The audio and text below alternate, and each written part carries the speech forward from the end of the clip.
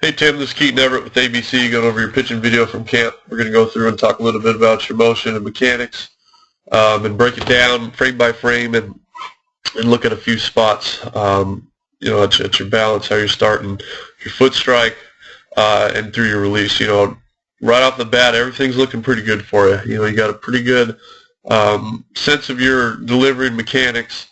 You get down the hill real well. It looks like you're staying balanced. So everything's looking pretty good, and we'll go through and talk a little bit about each step. All right, so right off the bat, coming up here, all right, just make sure initially when you're set, and you're leaning out a little bit over that front foot. All right, so as you start, you can see that little shift back with your head and with your hips. All right, so I'll key and draw that there. So you can see how everything's just kind of starting forward a little bit, and then you want to come back. All right. So try to get to that point where your shoulders are a little more square, but instead of being out front, that weight's probably out here now.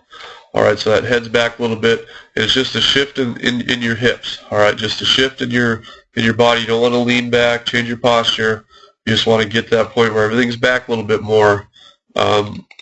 To get going, all right, because your body wants to go back there. It's already showing that it wants to, all right. So that's your foot strike, or your leg lift, which is right here, all right. You're doing good. You're getting your hips closed off.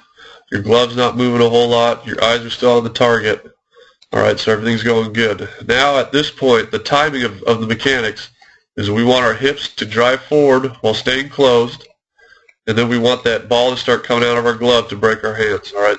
So you can see you're coming down, you're driving forward with the hip, ball's breaking over that rubber, all right, you're doing a pretty good job. Okay, so the one thing you do is you lose your height a little bit, all right. If we draw a line, we kind of want it to kind of follow somewhere kind of within that path of that mound, somewhere right around in this area here. You can see you kind of get on that lower end and really get down, hunker down. It looks like you lose your posture a little bit. And then when you come through that release point, you can see how that head kind of pops back up into that little zone there. All right. So try to get to that point where instead of getting so much flexion in your knee here, all you're doing is you're just getting momentum from your hips, and that knee's wanting to kind of turn down, and that weight's on that inside part of that ball of that foot. So you're staying a little bit taller, staying in that zone instead of dropping down. So when you kind of drop down and then pop back up, you lose a little bit of some power, and it's just a little better spot to kind of be a little bit taller, better posture, and then roll from there. All right. So then at foot strike, so right when that front foot hits the ground, which looks like it's about right here, all right, like I said before, excellent extension. All right, you're getting down here. All right, your hips are starting to turn before that upper body, so you're getting good torque, which is a big velocity predictor as you get older and stronger. So you're starting to get going good. The one thing here is this glove starting to leak a little bit. All right, so at this foot strike, we'd want to see that glove out still over that front foot and not turned yet. All right, so you're just losing a little bit of that left side, and again, that could be a strength issue. As you get older, you get a little bit easier, but try to keep that elbow out there, and then that glove out there, so that as you release, that glove stays out there, and that elbow rotates down, and that glove stays out there. You take everything towards your glove, because through this release, let's see, your release point, right around here. All right, you can see your head is sort of behind that heel. All right, the more you can keep that glove out there and drive through those legs, you're going to see this angle create a little bit more, where that head's going to get out over that front foot. You're going to get out about right out here, so you're going to gain a little bit extra release point. You're going to get a little bit more angle on it.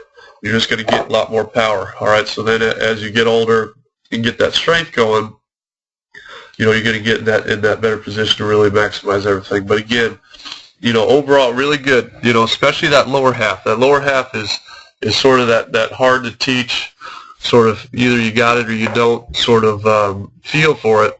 then you're doing real well at getting that torque, because you can see back here, you know, those hips are almost completely turned over, and that shoulder still hasn't really come through a lot. You know, that hip's pointing here, and so that's good. You know, the hardest throwers are going to get, you know, their basically hips are almost right here, and then their upper body's still back, you know, and it's kind of in that foot strike position we talked about a few frames ago, and that's where you get just that torque, and that's just flexibility, strength. But the biggest thing for you is to work on that front glove, so, you know, out here it'd be a little bit farther out, so your body's got a little bit more room to go to get downhill.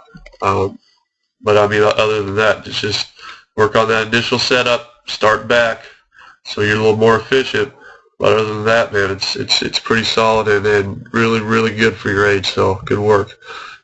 Anyways, good luck this year. Hopefully you have a great season. Thanks for making it out to camp, and hopefully we'll see you again with ABC.